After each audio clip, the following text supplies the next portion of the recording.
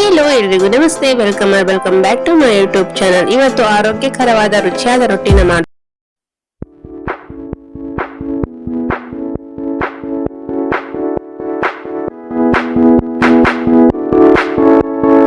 ಇವತ್ತಿನ ವಿಡಿಯೋದಲ್ಲಿ ಮೆದುವಾದ ಮತ್ತು ಆರೋಗ್ಯಕರವಾದ ಮತ್ತು ರುಚಿಯಾದ ರಾಗಿ ರೊಟ್ಟಿನ ಮಾಡುವುದು ಹೇಗೆ ಅಂತ ನೋಡೋಣ.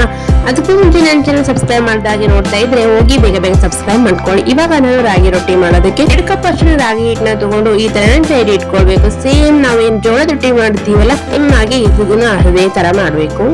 ಪೂರ್ತಿಯಾಗಿ ನಾವು ಇದನ್ನ ಜೈಡಿನ ಇಟ್ಕೊಳ್ಬೇಕು. ಒಬ್ಬೊಬ್ಬರು ಒಂದೊಂದ್ ತರ ಮಾಡ್ತಾರೆ, ನಾನು ಇದೇ ತರ ಮಾಡೋದು. ನಾನು ಸ್ವಲ್ಪ ಚಿಟಿಕೆ ಅಷ್ಟು ಉಪ್ಪನ್ನ ಸೇರಿಸ್ಕೊಳ್ತಾ ಇದ್ದೀನಿ. ರೊಟ್ಟಿಗೆ ಜಿಗಿಗೆ ನಾನು ನೀರ್ನ ಇಟ್ಕೊಂಡಿದೀನಿ. ಕುದೀತಾ ಇರ್ಬೇಕು ನೀರು. ಆ ನೀರನ್ನ ನಾವು ಹಿಟ್ಟಿಗೆ ಹಾಕೊಂಡು ನಾದ್ಬೇಕು. ಈ ಬಿಸಿ ನೀರ್ ಹಾಕಿ ನಾದೋದ್ರಿಂದ ಏನಾಗುತ್ತೆ, ಜಿಗಿ ಇರುತ್ತೆ, ಹಾಗೆ ಮೆದುವಾಗಿ ರೊಟ್ಟಿ ಬರುತ್ತೆ ಅಂತಾನೆ ಹೇಳ್ತಾ ಇದ್ದೀನಿ. ಹಾಗೆ ನೋಡ್ತಾ ಇದ್ರಲ್ಲ, ಇವಾಗ ಈ ಹಿಟ್ಟಿಗೆ ಬಿಸಿ ನೀರ್ನ ಹಾಕೊಂಡು ಪೂರ್ತಿಯಾಗಿ ಕಲಿಸ್ಕೊಳ್ತಾ ಇದ್ದೀನಿ.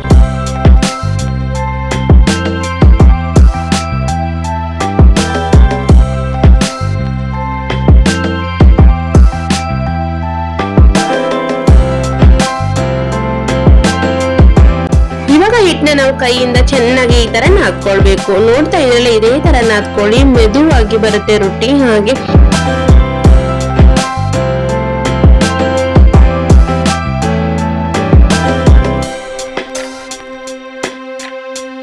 ಇವಾಗ ನಾವು ಹಿಟ್ಟನ್ನ ತಗೊಂಡು ಕೆಳಗಡೆ ಸ್ವಲ್ಪ ನಾವು ಒಣ ಹಿಟ್ಟನ್ನ ಸೇರಿಸ್ಕೊಂಡು ನಾವು ಜೋಳದ ರೊಟ್ಟಿನ ಯಾವ ತರ ಮಾಡ್ತೀವಿ ನೋಡಿ, ಅದೇ ತರ ಈ ಒಂದು ರಾಗಿ ರೊಟ್ಟಿನ ಮಾಡ್ತಾ ಇದ್ದೀನಿ. ಬಟ್ ನಾನು ಅದಕ್ಕೆ ಉಪ್ಪನ್ನ ಸೇರಿಸಲ್ಲ, ನಾನು ಇದಕ್ಕೆ ಸ್ವಲ್ಪ ಉಪ್ಪನ್ನ ಸೇರಿಸ್ತಾ ಇದ್ದೀನಿ. ನೀವು ಬೇಕು ಅಂದ್ರೆ ಸೇರಿಸ್ಕೊಳ್ಳಿ, ಇಲ್ಲ ಅಂದ್ರೆ ಬಿಟ್ಬಿಡಿ.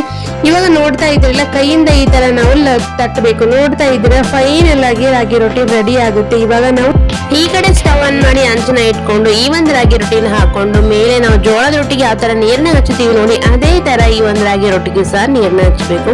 2 ಸೈಡು ಚೆನ್ನಾಗಿ ನಾವು ಇದನ್ನ ಬೆಂದಿಸ್ಕೊಳ್ಬೇಕು. ನೋಡ್ತಾ ಇದ್ರಲ್ಲ, ಇದೇ ತರ ಬೆಂದಿಸ್ಕೊಳ್ಬೇಕು. ನಾನು ರೊಟ್ಟಿನ ಬಡಿಯ ತೋರಿಸಿದೆ. ಇವಾಗ ನಾನು ಲತ್ಗುಣಿಕೆಯಿಂದ ಯಾವ ತರ ರೊಟ್ಟಿನ ಲಟ್ಟಿಸೋದು ಅನ್ನೋದು ನೋಡೋಣ. ಇವಾಗ ಸೇಮ್ ಆಗಿ ನಾವು ತಗೊಂಡು ಒಣ ಹಿಟ್ಟನ್ನ ಹಾಕೊಂಡು ಸ್ವಲ್ಪ ನಾವು ಕೈಯಲ್ಲಿ ತಟ್ಕೊಳ್ಬೇಕು. ತಟ್ಕೊಂಡ ನಂತರ ನಾವು ಈ ಒಂದು ಲತ್ತಗುಣಿಕೆ ತಗೊಂಡು ಈ ತರ ನಾನು ಏನ್ ತೋರಿಸ್ತಾ ಇದೀನಿ ನೋಡಿ, ಬಹಳ ಸ್ಲೋ ಆಗಿ ಮಾಡಿ, ಪರ್ಫೆಕ್ಟ್ ಇದ್ದವರಂತ ಸ್ಪೀಡ್ ಆಗಿ ಮಾಡಿದ್ರೆ ಡೋಂಟ್ ವರಿ, ಏನು ಆಗೋದಿಲ್ಲ. ಇವಾಗ ನಾನು ಅದೇ ತರ ಲಟ್ಟಿಸ್ಕೊಂಡು ಇದನ್ನು ಸಹ 2 ಸೈಡ್ ಚೆನ್ನಾಗಿ ಬೆನ್ನಿಸ್ಕೊಳ್ತಾ ಇದ್ದೀನಿ. ನೋಡ್ತಾ ಇದೆಲ್ಲ, ಫೈನಲ್ ಆಗಿ ರಾಗಿ ರೊಟ್ಟಿ ರೆಡಿ ಆಯ್ತು. ಆರೋಗ್ಯಕರವಾದ ಮೆದುವಾದ ರುಚಿಯಾದ ರಾಗಿ ರೊಟ್ಟಿ ರೆಡಿ ಆಯ್ತು. ಫೈನಲ್ ಆಗಿ ಇದನ್ನ ನೀವು ಚಟ್ನಿ ಜೊತೆ ಆದ್ರೂ ತಿನ್ಬೋದು, ಇಲ್ಲ ಪಲ್ಯ ಜೊತೆ ಆದ್ರೂ ತಿನ್ಬೋದು. ನಿಮ್ಗೆ ಯಾವ್ದು ಇಷ್ಟ ನೋಡಿ ಅದ್ರ ಜೊತೆ ನೀವು ಎಲ್ಲ ಚಟ್ನಿ ಜೊತೆ ಆಯ್ತು, ಪಲ್ಯ ಜೊತೆ ಆದ್ರೂ ತಿನ್ಬೋದು.